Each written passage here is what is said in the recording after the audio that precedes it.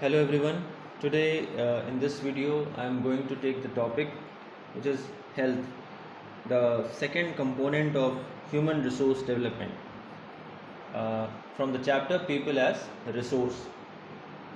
हम जानते हैं कि जो पहला जो प्राइमरी जो सेक्टर कंपोनेंट है ह्यूमन रिसोर्स डेवलपमेंट का, उस पर हमने बात की एजुकेशन। इसमें हमने elementary education, primary education, secondary, then higher education पे डिस्कशन किया। अब हम बात कर रहे हैं हेल्थ की। तो हेल्थ सर्विसेज को डिलीवर करने के लिए हमारे पास सबसे इम्पॉर्टेंट क्या है? हॉस्पिटल्स होने चाहिए, डिस्पेंसरीज हैं, हेल्थ सेंटर्स हैं, मेडिकल इक्विपमेंट्स हैं, मेडिसिन्स हैं, और इनको डिलीवर करने के लिए सर्विसेज, चाहे वो वार्ड बॉयज़ हों या फिर हॉस्पिटल स्टाफ हो या फिर डॉक्टर्स। तो जो डॉक्टर्स हैं या अदर जो हॉस्पिटल स्टाफ है वो हमारे ह्यूमन रिसोर्स में आते हैं। तो रिसोर्सेज में हॉस्पिटल, डिस्पेंसरीज, ये सारी चीज़ें हैं, और इनको सर्विसेज डिलीवर करने के लिए हमारे पास डॉक्टर्स हैं। तो रोल क्या है हेल्थ सर्विसेज का? The development of health sector is of prime importance in the development strategy of N economy. अगर हमारी हेल्थ अच्छी होगी, हमें डिजीज़ नहीं होंगे, या किसी ऐसी बीमारी के समय में हमें बेस्ट हेल्थ सर्विसेज मिल सकती हैं, चाहे हम रिमोट एरिया में हो, चाहे रूरल एरिया में हो, या फिर अर्बन एरिया में हो, तो वो हमें क्योर करेगी और हमारी प्रोडक्टिविटी उससे बढ़ेगी। ठीक है, हमारी हेल्थ अच्छी रहेगी तो हमारी एफिशिएंसी और हमारी प्रोडक्टिविटी बढ़ती है। Better and effective health facilities reduce the incidence of disease and increase the physical capacity to work and participate in production activities। हम कह सकते हैं कि availability of health services increases the efficiency and productivity of human beings। health services अच्छी रहेंगी तो हमारी efficiency, हमारी productivity, हम जल्दी ठीक होंगे, हम जल्दी वर्क अपना शुरू कर सकते हैं, कंटिन्यू कर सकते हैं। तो इस तरीके से एफिशिएंसी और प्रोडक्टिविटी हमारी बढ़ती है। Improvement in health and family welfare is an essential element of better quality of life. तो क्वालिटी ऑफ लाइफ के लिए हमारे पास जो मनी है वो होना चाहिए, हमारे पास फैसिलिटीज़ होनी चाहिए, हमारे पास जो बेसिक नीड्स है उससे ज़्यादा हम एक्सपेक्ट करते हैं अगर हम अच्छी क्वालिटी ऑफ लाइफ की बात कर रहे हैं। जो बेसिक नीड्स है हमारी, वो तो फूड, शेल्टर एंड क्लोथ्स है। उसके अलावा अगर हम अच्छी फैसिलिटीज़ अवेल करना चाह रहे हैं तो proper sanitation, proper cleanliness, proper जो कॉम्पिटिटिव एनवायरनमेंट है उसमें रहते हुए एक अच्छी क्वालिटी ऑफ लाइफ अगर हमें बितानी है तो उसमें हेल्थ एक इम्पॉर्टेंट फैक्टर आता है। अगर हमारी हेल्थ अच्छी है तो हम क्वालिटी लाइफ जी सकते हैं। The quality of life depends on among other things health care and medical facilities. अब इसमें हम बात कर रहे हैं एक ICDS के बारे में, the integrated child development services. ये जो इंटीग्रेटेड चाइल्ड डेवलपमेंट सर्विसेज है ये एक स्कीम है और इसको लॉन्च किया गया 1975 में। यूनिसेफ और वर्ल्ड बैंक की हेल्प से गवर्नमेंट ऑफ इंडिया ने इसको लॉन्च किया, और इसका जो ऑब्जेक्टिव था वो था कि किस तरीके से हम इम्प्रूवमेंट कर सकते हैं development, nutrition and education of children पे। तो डेवलपमेंट, न्यूट्रिशन एंड एजुकेशन तीनों पे, बच्चों के डेवलपमेंट पे, उनके न्यूट्रिशन पे और उनके एजुकेशन पे ध्यान दिया गया। तो यूनिसेफ की हेल्प से और वर्ल्ड बैंक की हेल्प से इसको 1975 में शुरू किया गया था। UNICEF United Nations children's emergency fund, ये यूनाइटेड नेशंस जनरल असेंबली ने इसको शुरू किया, इसको अप्रूव किया 11 दिसंबर 1946 में। तो ये ICDS है और 1975 में इसको शुरू किया गया था, और इसका objective improvement in development, nutrition and education of children था। फंक्शन कैसे करता है? Through the anganwadi workers. ये जो रिमोट एरिया में या जो रूरल बेल्ट में जो वर्कर्स हैं anganwadi workers, local women resident of the village with at least 7 years of education, जो 7 साल की एजुकेशन अटेन कर चुकी हो, ऐसी रूरल वुमेन को आंगनवाड़ी वर्कर वहाँ पे बनाया जाता है। She is assisted by a female helper and both are trained by the government for 7 months for performing the work of ICDS at village level. ये जो आंगनवाड़ी वर्कर्स होती हैं 7 year की एजुकेशन इनको अटेन किया होना चाहिए और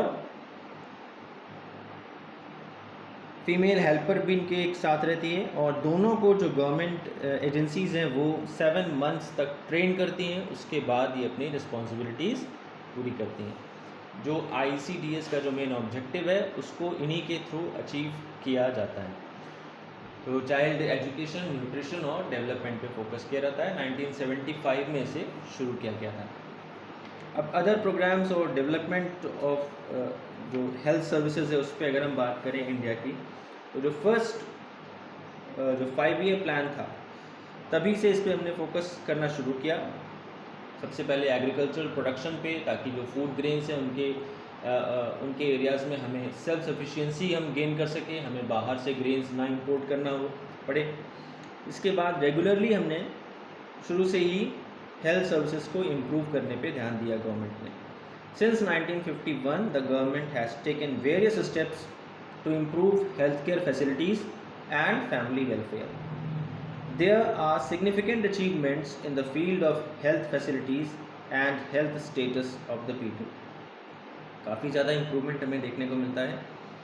जो हेल्थ सेंटर्स हैं गवर्नमेंट की तरफ से कई जगह खोले गए हैं, विलेज लेवल पे, ब्लॉक लेवल पे और डिस्ट्रिक्ट लेवल पे।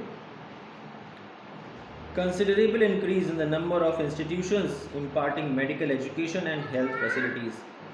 The number of medical colleges has increased from 28 in 1951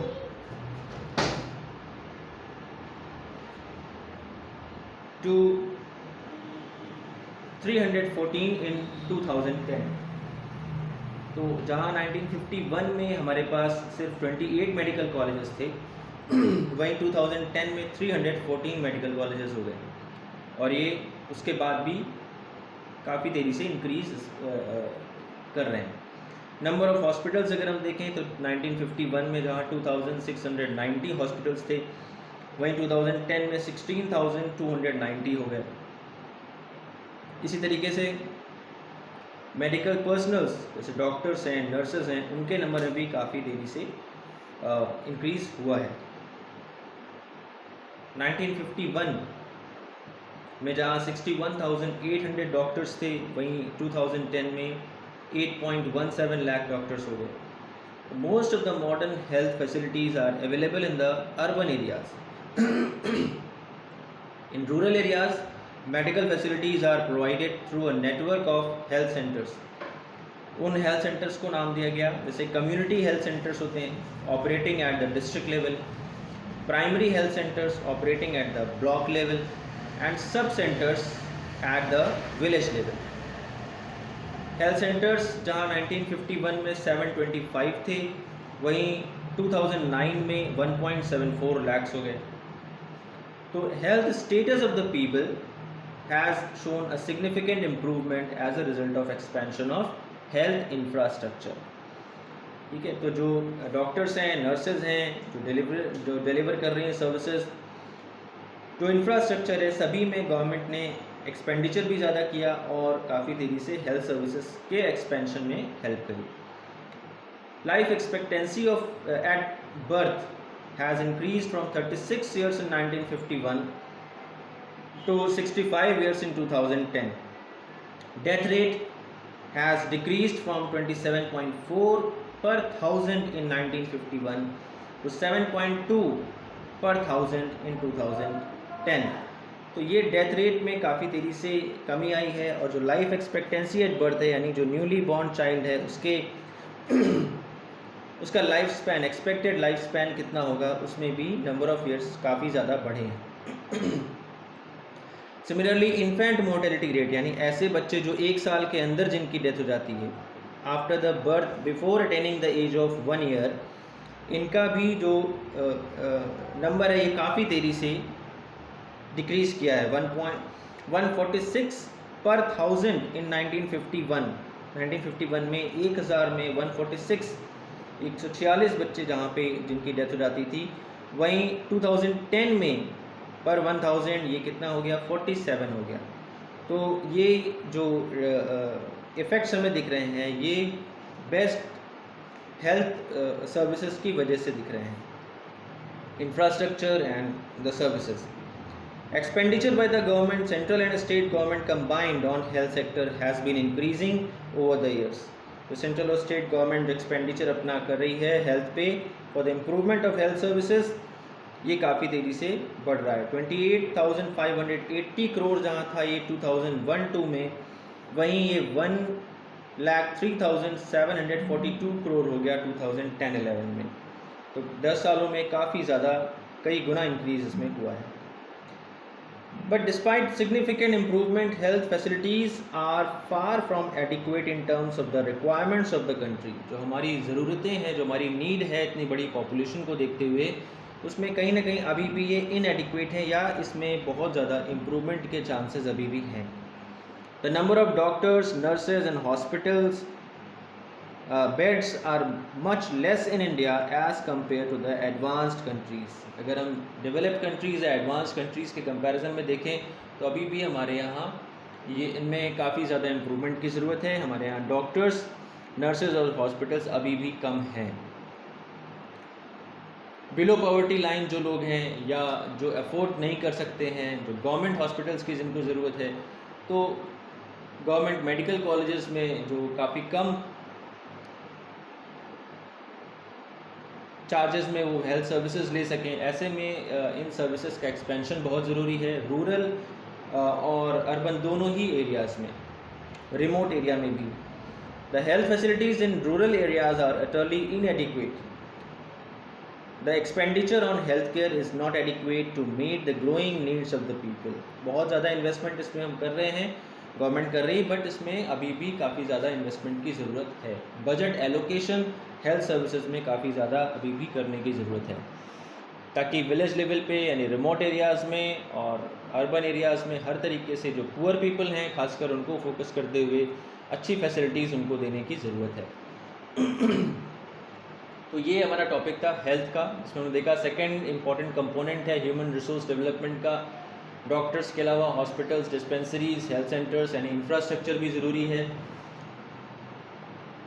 health facilities की अवेलेबिलिटी से क्या इम्पैक्ट पड़ता है, एफिशिएंसी बढ़ती है, प्रोडक्टिविटी बढ़ती है ह्यूमन बींग्स की, क्वालिटी ऑफ लाइफ भी हम बिना अच्छे हेल्थ केयर और मेडिकल फैसिलिटीज़ के इमेजिन नहीं कर सकते।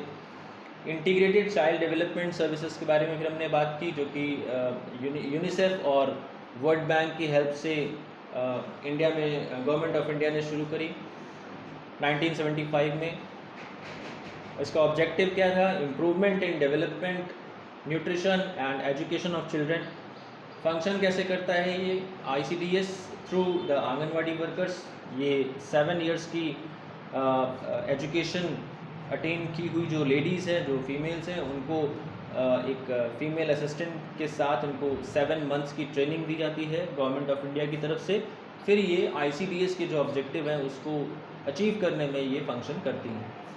फिर इम्प्रूवमेंट पे हमने बात की, मेडिकल कॉलेजेस काफ़ी ज़्यादा बढ़े हैं, नंबर ऑफ़ हॉस्पिटल्स बढ़े हैं, डॉक्टर्स का नंबर भी बढ़ा है, और नेटवर्क काफ़ी तेज़ी से डिस्ट्रिक्ट लेवल और ब्लॉक लेवल और विलेज लेवल सब पे काफ़ी तेज़ी से बढ़ रहा है। But growing population, increasing population को देखते हुए इसमें अभी और ज़्यादा इन्वेस्टमेंट की भी ज़रूरत है। सेंट्रल और स्टेट गवर्नमेंट दोनों इसमें एक्सपेंडिचर अपना दिखाते हैं, करते हैं, बट अभी भी जो नीड है ग्रोइंग पॉपुलेशन की उसको मीट आउट करने के लिए काफ़ी ज़्यादा और भी प्लानिंग की इसमें ज़रूरत है।